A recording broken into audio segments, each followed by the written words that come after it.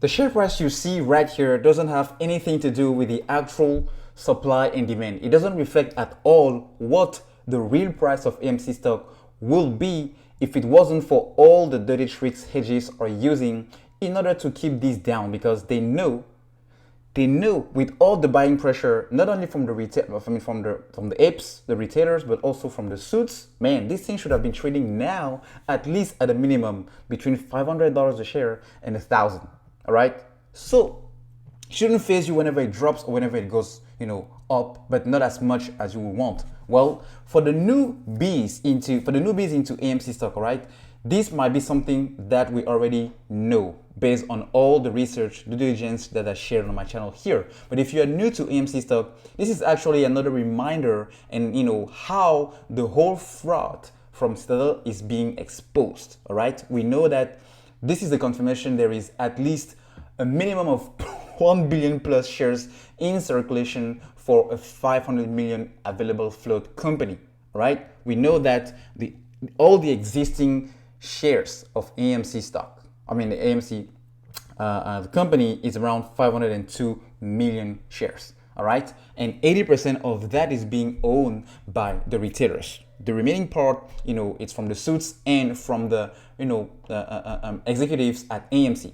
So by doing quickly a math and looking at what we have on the dark pool activity, if retail and some institutions together own minimum of 80% of the float, that's around 400 plus million shares.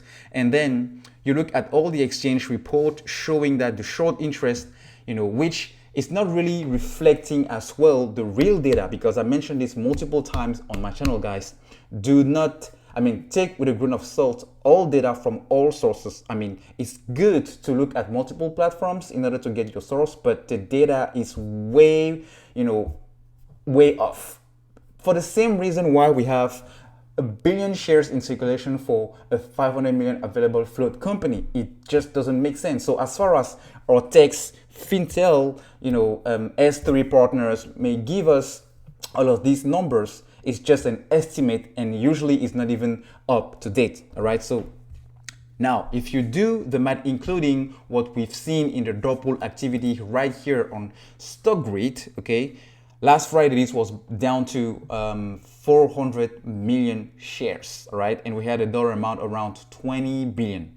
So since then it has been increasing. All right, now when you go back to what I'm sharing here, by using these numbers, you can see, all right, 400 million plus 546 million that you see here on dark pools, and added to that the 102 held by institutions, all right, that is 1.48 billion shares, also known as roughly double the available float. All right, so it doesn't make any sense.